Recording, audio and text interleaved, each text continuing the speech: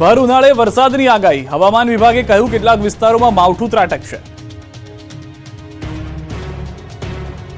કમોસમી વરસાદની આગાહી, રાજ્યના કેટલાક વિસ્તારોમાં માવઠું ત્રાટકશે। ઉનાળાની કાળઝાળ ગરમી વચ્ચે હવામાન વિભાગે કમોસમી વરસાદની આગાહી કરી। રાજ્યના કેટલાક વિસ્તારોમાં ભીષણ ગરમી પડી રહી છે, તો કેટલાક વિસ્તારોમાં વાદળછાયું વાતાવરણ છે। આ દરમિયાન હવામાન વિભાગે કહ્યું કે આગામી 24 કલાકમાં રાજ્યના કેટલાક વિસ્તારોમાં છૂટોછવાયો વરસાદ થવાની સંભાવના છે। अगले 24 घंटों में जो लाइट रेन की संभावना दर्शाई गई है, उसमें दक्षिणी गुजरात के जो है कुछ डिस्ट्रिक्ट शामिल है। इसमें मुख्य तौर पे सूरत, तापी, नर्मदा, छोटा उदयपुर, दाहोद, पंचमहल तथा महिसागर जो है ये डिस्ट्रिक्ट हैं जिसमें अगले 24 घंटों में जो है छुटपुट बारिश होने की संभावना है। મહત્વનું છે કે ગત 24 કલાકમાં આણંદ, દાહોદ, વડોદરા, નર્મદા, તાપીમાં સામાન્ય વરસાદ નોંધાયો હતો। નર્મદામાં 4 મિલીમીટર સુધીનો વરસાદ નોંધાયો હતો, જ્યારે રાજકોટમાં 40.8 ડિગ્રી તાપમાન નોંધાયું હતું। જો કે આગામી 24 કલાકમાં કેટલાક વિસ્તારોમાં વાતાવરણમાં પલટો આવી શકે છે। એક જ અઠવાડિયામાં ડબલ એટેકનો ખતરો, 3 દિવસ બાદ ભારે ગરમી બાદ વરસાદની અંબાલાલે કરી આગાહી। અંબાલાલ પટેલની મોટી આગાહી, આગામી 3 દિવસ ભીષણ ગરમીનો રાઉન્ડ। મે મહિનાની શરૂઆતમાં આંધી સાથે વરસાદ। એપ્રિલ મહિનાના અંતમાં લોકો ભીષણ ગરમીનો સામનો કરી રહ્યા છે અને આગામી 3 દિવસ કાળઝાળ ગરમીથી લોકોને રાહત મળવાની નથી। રાજ્યમાં આવતીકાલથી 3 દિવસ સુધી ગરમીનો વધુ એક રાઉન્ડ શરૂ થવાની અંબાલાલે આગાહી કરી છે। જો કે જેવી ગરમીનો રાઉન્ડ પૂરો થાય તરત જ વરસાદ માટે તૈયાર રહેવું પડશે। અંબાલાલે કહ્યું કે મે મહિનાની શરૂઆતમાં પ્રી મોન્સૂન એક્ટિવિટી શરૂ થશે। આ વખતે ભારે આંધી, ગાજવીજ સાથે વરસાદ થવાની શક્યતા છે। અંબાલાલે મે મહિનાની તારીખો સાથે આગાહી કરી છે। અંબાલાલ પટેલની આગાહી મુજબ અખાત્રીજ આસપાસ પ્રી મોન્સૂન એક્ટિવિટી વધવાની શક્યતા છે। તારીખ 28 ને 29 ને 30 એપ્રિલમાં ગરમી વધવાની શક્યતા છે।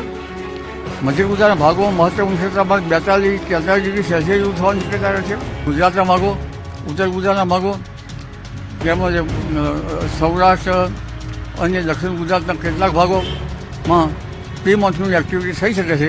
એટલે હવે પ્રી મોન્સૂન એક્ટિવિટી આંધી વંટોળ સાથે થવાની શક્યતા રહેશે અને ગાજવીજ સાથે જવાની શક્યતા રહેશે।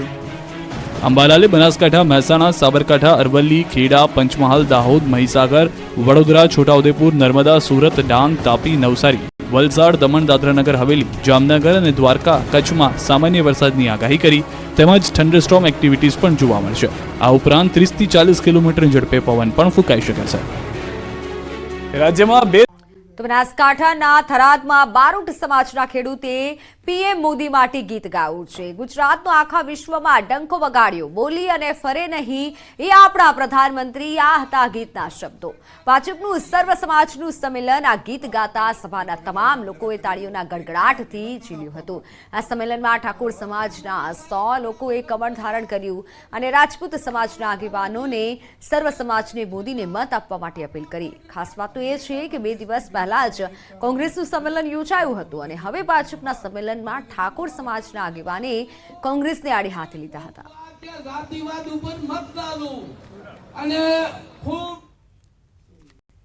હસે અમારો નગર દિયા ગુજરાત, વિશ્વમાં ભારત।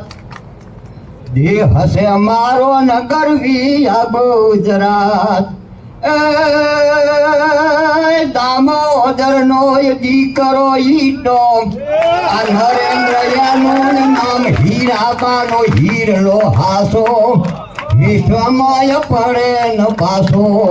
ભારતનો પ્રધાન બંકો વગાડ્યો છે વિશ્વમાં ડંકો।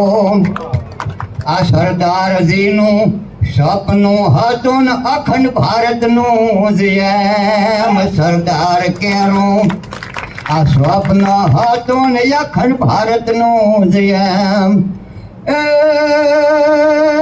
ગુજરાતનું આ ગૌરવ ધારી, આ કયા કામ તમામ બોલીને બીજો ન બોલે। તો નવસારીના લગ્ન પ્રસંગમાં રાજકીય માહોલ જોવા મળ્યો અને વાસદા ટાઉનમાં લગ્ન પ્રસંગ પૂર્વે યોજાયેલા સંગીત કાર્યક્રમમાં ધવલ પટેલના ગીતો પર લોકો ઝૂમી ઉઠ્યા।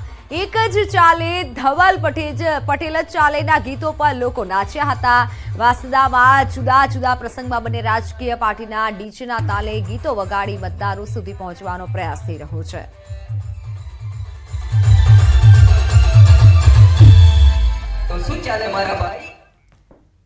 તો સમાચારોમાં હાલ સમય થયો છે વિરામનો.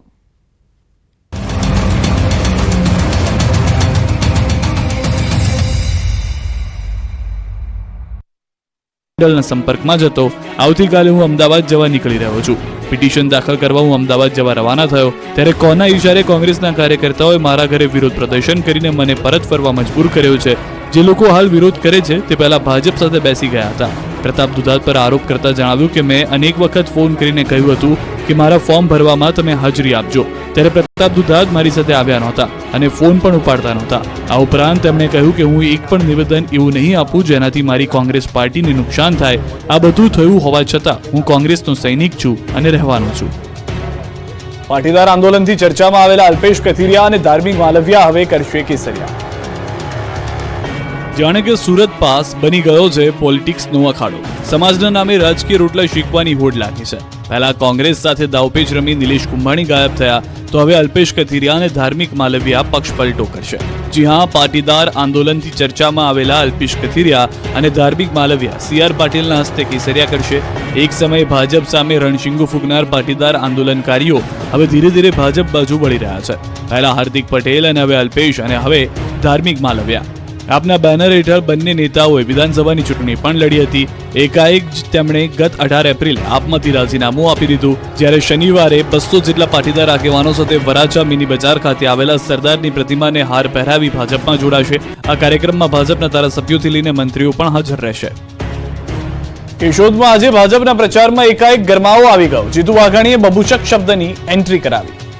વિરોધી હિત શત્રુઓ જેમને અહીંયા પગ બેસારા કરવા છે, અહીંયા પાછલા પાણીથી રાજ કરવું છે, એવી બબુચક સરકારને બેસાડવા માંગે છે.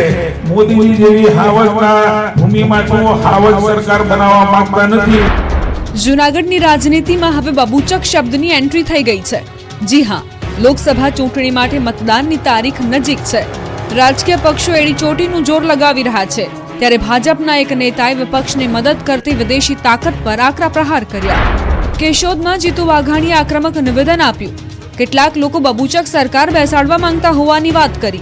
જો કે મોદી સરકારના વખાણ કરતા જીતુ વાઘાણીએ કોંગ્રેસ પર આડકતરો ઇશારો કર્યો કે કોંગ્રેસ વિદેશી તાકાતોનો હાથો બની ગઈ છે. તેઓ પણ ભારતમાં મોદી સરકાર ઈચ્છતા નથી.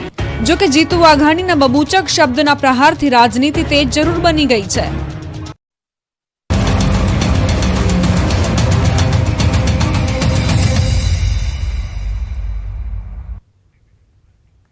Welcome back. નજર કરીએ અન્ય સમાચારો પર તો અમેરિકામાં અકસ્માતમાં 3 ગુજરાતીઓના મોત નીપજ્યા છે. મૂળ આણંદના બોરસ તાલુકાના ગામોના રહેવાસી 3 મહિલાના મોત નીપજ્યા છે. એટલાન્ટાથી સાઉથ કરોલી જતા અકસ્માત થયો હતો. સાઉથ કરોલીના ગ્રીન વેલીમાં ડિવાઈડર સાથે કાર અથડાઈ. કારમાં સવાર 4 મહિલાઓને અકસ્માત નડ્યો. 3 મહિલાના મોત થયા. એક મહિલાની હાલત ગંભીર છે. મૃતક મહિલાઓમાંથી એક મહિલા કાવીઠાના વતની હતા જ્યારે કે 2 મહિલા વાસણા ગામના વતની હતા. ઇજાગ્રસ્ત મહિલા પણ વાસણાના વતની હોવાની માહિતી સામે આવી છે. આ અકસ્માતમાં રેખાબેન દિલીપભાઈ પટેલ, સંગીતાબેન ભાવેશભાઈ પટેલ અને મનીષાબેન રાજેન્દ્રભાઈ પટેલનું મોત નીપજ્યું છે.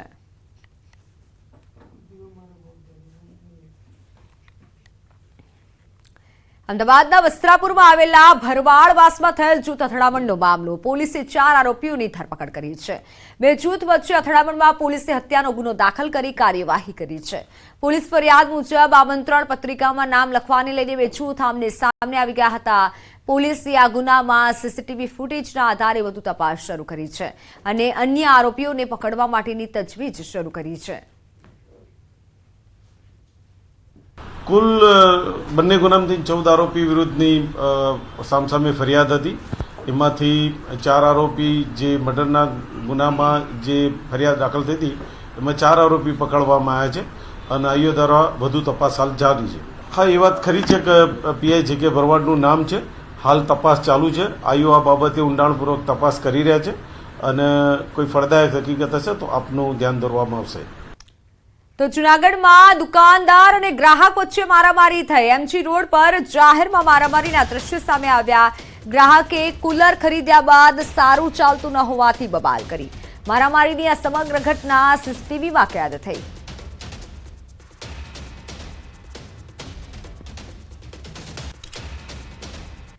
મારામારીની સમગ્ર ઘટના સીસીટીવીમાં કેદ થઈ. ફૂટેજમાં જોઈ શકાય છે દુકાનદાર અને ગ્રાહક વચ્ચે મારામારી થઈ હતી અને બંને આમને સામને આવી ગયા હતા. જો લોકો પણ તેમને જોવા માટે ઉમટી પડ્યા હતા.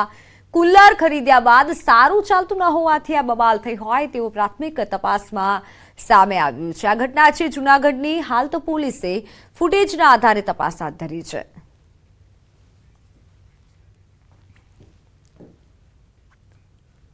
સમાચારોમાં હાલ સમય થયો છે વિરામનો.